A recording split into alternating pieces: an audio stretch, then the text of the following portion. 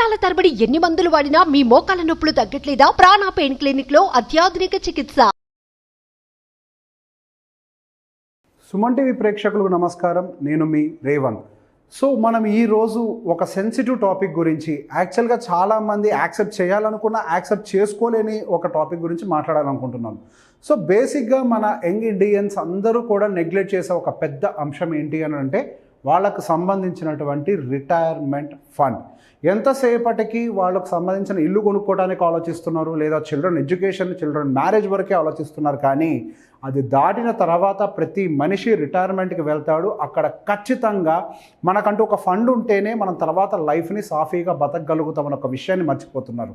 So ఒక్క విషయం, మనం ఇంతకుముందు మన పేరెంట్స్ని కనుక గమనించినట్లయితే, మన పేరెంట్స్ అండ్ దేర్ పేరెంట్స్ వరకు గమనించినట్లయితే, మన తాతలు వాళ్ళ పిల్లల మీద కొంతవరకు పెట్టుబడి పెట్టేవాళ్ళు. సో రిటైర్మెంట్ అయిపోయిన తర్వాత వాళ్ళు చూసుకుంటారు అని చెప్పి. సో ఆ తర్వాత ఏం జరిగింది, ఈ జనరేషన్లో పేరెంట్స్ని కూడా పట్టించుకోని పరిస్థితి. సో కొంతమంది వరకు ఏ విధంగా డబ్బులు ఉన్న వాళ్ళు అయితే కనుక రెంటల్ ఇన్కమ్ మీదనో, లేకపోతే other source of business income మీదనో ఉంటున్నారు, లేదా గవర్నమెంట్ ఎంప్లాయీస్ అయితే పెన్షన్స్ మీద ఉంటున్నారు. అలా కాకుండా ఇబ్బంది పడే వాళ్ళు కూడా చాలామంది ఉన్నారు. సో బేసిక్గా మనకి ఈ ట్రెండ్ అనేది రీసెంట్గానే స్టార్ట్ అయింది కాబట్టి రిటైర్మెంట్కి ఒక ఫండ్ ఉండాలి అనే ఒక అంశం గురించి అందరూ నెగ్లెక్ట్ చేస్తున్నారు. సో నేను ఈ ప్రశ్నని చాలామందిని అడిగాను, మీకు ఇప్పుడు ఖర్చులు ఎంత ఉన్నాయి అని అంటే సుమారుగా ఎగ్జాంపుల్గా ఒక 25,000 ఉన్నాయండి అని చెప్తుంటారు.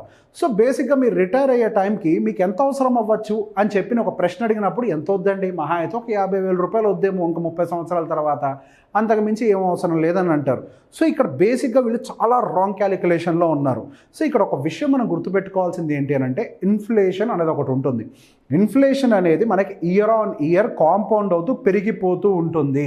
సో మనకి మంత్లీ ఎక్స్పెండిచర్ ఎంత ఉండబోతోంది అనే ఒక అంశాన్ని ఈరోజు మీకు చూపిస్తాను. చూస్తే మీకే ఒక రకంగా లైక్ చాలా షాక్ అయిపోతారు. సో బేసిక్గా అసలు ఇప్పుడు మనకి ఎంత ఖర్చు ఉంది అనేది ఫస్ట్ ఒక బేసిక్ ఐడెంటిఫికేషన్ చేసే ప్రయత్నం చేద్దాం. సో ఒక ఇంటికి బేసిక్గా కావాల్సింది ఏంటండి, ఫుడ్ కావాలి. సో ఫుడ్ కోసం అని చెప్పేసి మనం ఒక 10,000 రూపాయలని ఇప్పుడు ఖర్చు పెడుతున్నాం అనుకోండి. ఎక్కువ రాసుకోవద్దు, బేసిక్ అమౌంట్స్ రాసుకుందాము. ఒక 10,000 రూపాయలు ఖర్చు పెడుతున్నాం అనుకోండి. అండ్ నెక్స్ట్ వచ్చేసరికి మనకి ఇంకేముంటాయండి, దీని తర్వాత ఫుడ్ తర్వాత వచ్చేసరికి రెంట్ ఉంటుంది.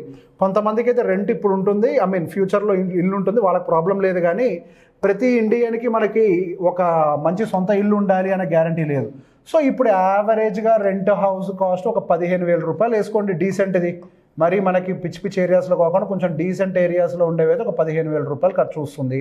దాని తర్వాత మనకు ఉండే అదర్ ఎక్స్పెండిచర్ మెడికల్. సో బేసిక్గా మీ ఇంట్లో ఎవరైనా పెద్దవాళ్ళు కనుక ఉన్నట్లయితే ఇప్పుడు యావరేజ్గా వాళ్ళ మెడికేషన్కి ఎంత కాస్ట్ అవుతుందో మీరు గమనించండి.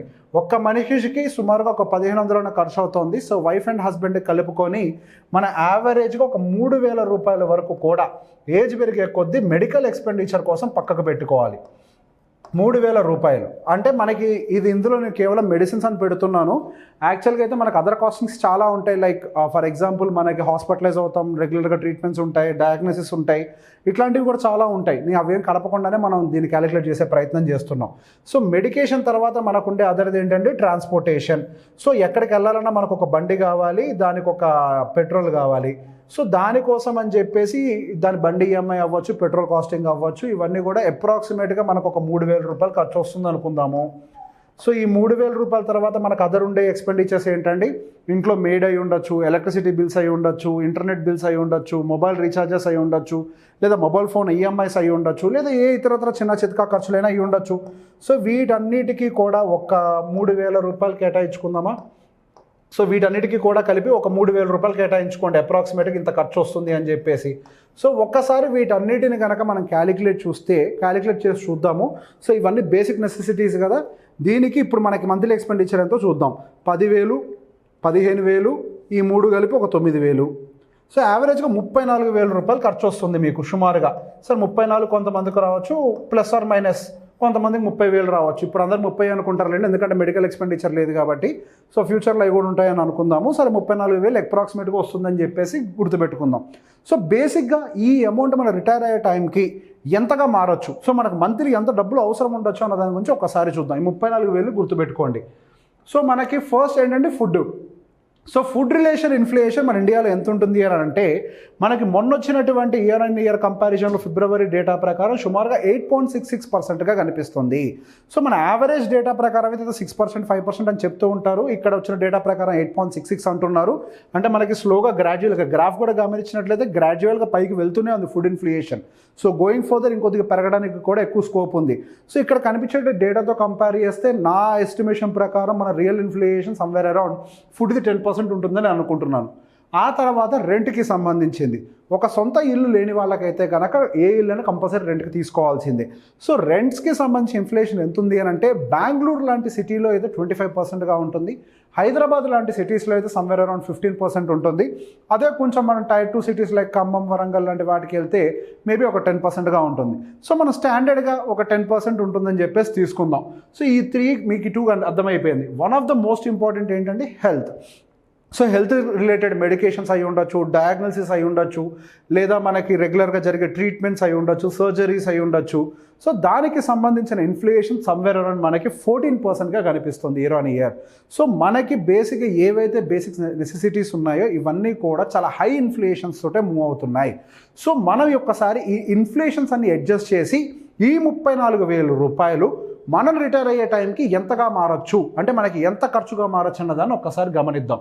సో దానికి గాను ఫస్ట్ మనం ఇందులోకి వచ్చి మన ఏజ్ 30 సంవత్సరాలుగా తీసుకున్నామండి. మన రిటైర్మెంట్ ఏజ్ 60 సంవత్సరాలుగా తీసుకున్నాము. సో మంత్లీ ఎక్స్పెండిచర్ వచ్చేసరికి 34,000 రూపాయలుగా తీసుకున్నాము. సో ఒకవేళ మనం ఎక్కడైనా కనుక ఇన్వెస్ట్మెంట్ పెడితే ఏంటి అనేది తర్వాత చూద్దాము. So 34,000 expenditure. సో ఎజంప్షన్స్లోకి వచ్చి మన లైఫ్ ఎక్స్పెక్టెన్సీ 75 ఇయర్స్గా పెట్టుకుంటున్నాము. సో అందరూ అంటుంటారు అంత బతకమని, కానీ ప్రాక్టికల్గా ఒక విషయం గుర్తుపెట్టుకోవాలి. మెడికల్ అడ్వాన్స్మెంట్ జరిగే కొద్దీ మెడికేషన్స్ తోటి, ట్రీట్మెంట్స్ తోటి ఒక మనిషి యొక్క లైఫ్ అనేది ఎప్పుడు పెరుగుతుంది, కానీ తగ్గడానికి అవకాశం లేదు. సో 75 ఇయర్స్ అనేది ఐడియల్గా నేను చెప్పటం కాదు, నేను జనరల్గా ఒకసారి రిపోర్ట్స్ అన్నింటిని చదివిన తర్వాత ఒక యావరేజ్ ఏజ్ తీసుకున్నాను, అది 75గా. సో మనకి యాజ్ ఆఫ్ నౌ మనకి అవసరమైన రిక్వైర్మెంట్స్ అన్నింటిలో ఇన్ఫ్లేషన్ యావరేజ్ చేస్తూ 10%గా తీసుకున్నాను. మనం రిటైర్ అయిన తర్వాత కూడా అదే స్పీడ్తో గ్రో అవుతాయి అన్నట్టుగా కన్సిడర్ చేస్తే మనకు వచ్చిన డేటా ప్రకారం monthly expenses in retirement year అంటే మనకు ప్రతి నెల రిటైర్ అయిన సంవత్సరానికి మనకి 5,93,000గా మారుతుంది. అంటే సుమారుగా ప్రతి నెల మీకు 6 లక్షల రూపాయలు ఉంటే తప్పించి మీరు ఇప్పుడుండేటువంటి అట్లీస్ట్ బేసిక్ లైఫ్ స్టైల్ని కూడా కంటిన్యూ చెయ్యలేరు. ఇదేంటి నేను 10%గా పెట్టా, సరే మీరు 10 ఎందుకు పెడుతున్నారు, మనది 6 కదా అంటే అది కూడా మార్చి చూద్దాం ఒకసారి. ఒకవేళ 6% అయితే కనుక ఎలా వస్తుంది డేటా మీ సాటిస్ఫాక్షన్ కోసం. యాక్చువల్ రియల్ ఇన్ఫ్లేషన్ మాత్రం I always consider it as a 10. So రెండింటిని నేను చేంజ్ చేశానండి. ఇంకోటి ఇక్కడ చూడండి, మనకి existing inflation 6% and after retirement also 6%. దాని ప్రకారం కనుక మీరు చూసినా కానీ మీకు సుమారుగా 2 లక్షల రూపాయలుగా వస్తుంది. సో ఈ 2 లక్షల రూపాయలను ఎట్లా అచీవ్ చేస్తారు? ఈ 2 లక్షల రూపాయలు మనం రిటైర్ అయిన తర్వాత ఏ పని చేయము. సో మన దగ్గర ఉన్న సేవింగ్స్ నుంచే ఖర్చు పెట్టాలి. సో బేసిక్గా మన 2 లక్షల రూపాయలు పక్కగా పెట్టేసి మన రియల్ ఇన్ఫ్లేషన్లోకి వెళ్ళిపోదాం. మీ నాలెడ్జ్ కోసం మాత్రమే దీన్ని తీసుకున్నాను. రియల్ ఇన్ఫ్లేషన్ మాత్రం 10% ఉంటుంది కాబట్టి 10 తోటి క్యాలిక్యులేట్ చేద్దాం ఫర్ ద సేఫ్టీ. సో దానికి గాను మీరు రిటైర్ అయ్యే వయసుకి మీ దగ్గర ఉండాల్సిన ఫండ్ సుమారుగా 12 కోట్ల రూపాయలు మీ దగ్గర రిటైర్మెంట్ ఫండ్ అంటూ ఉంటే అప్పుడు మీరు ప్రతి నెల కొద్దిగా ఖర్చు పెట్టుకుంటూ ఆ డబ్బులను ఎక్కడైనా ఒక స్టడీ ఇన్కమ్ వచ్చేలాగా అడ్జస్ట్ చేసుకొని ఇన్వెస్ట్ చేస్తే మీ 75 సంవత్సరాల వరకు మీరు సాఫీగా కంటిన్యూ అవడానికి అవకాశం ఉంది. సో దానికి కాను మీరు ఏదో ఒక ఫండ్లో, ఏ ఫండ్ అయినా అయి ఉండొచ్చండి, మినిమం 15% కనుక రిటర్న్ వచ్చేలాగా 15% రిటర్న్ వచ్చేలాగా కనుక ఇన్వెస్ట్ చేయగలిగితే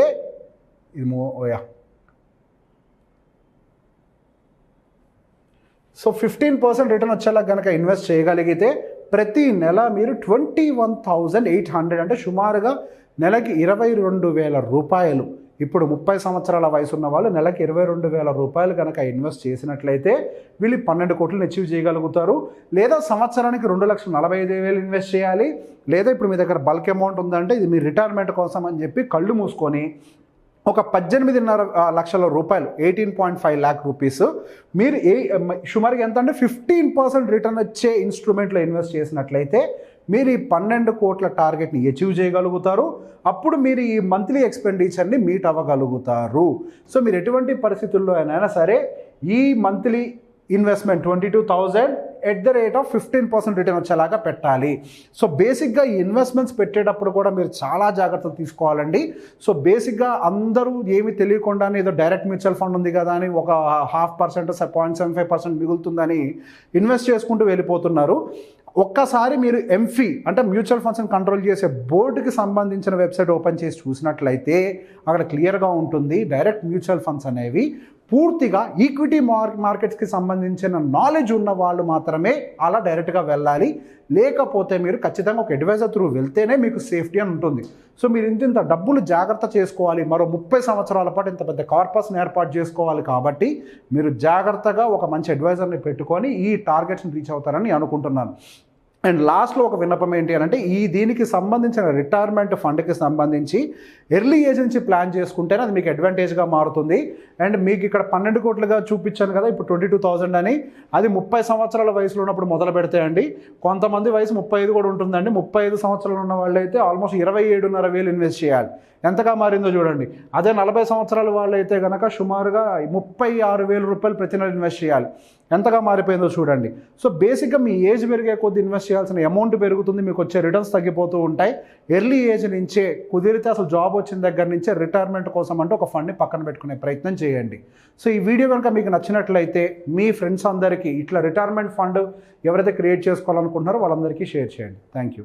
సుమన్ టీవీలో మీ పర్సనల్ అండ్ బిజినెస్ ప్రమోషన్స్ కోసం కింది నెంబర్కి కాంటాక్ట్ చేయండి.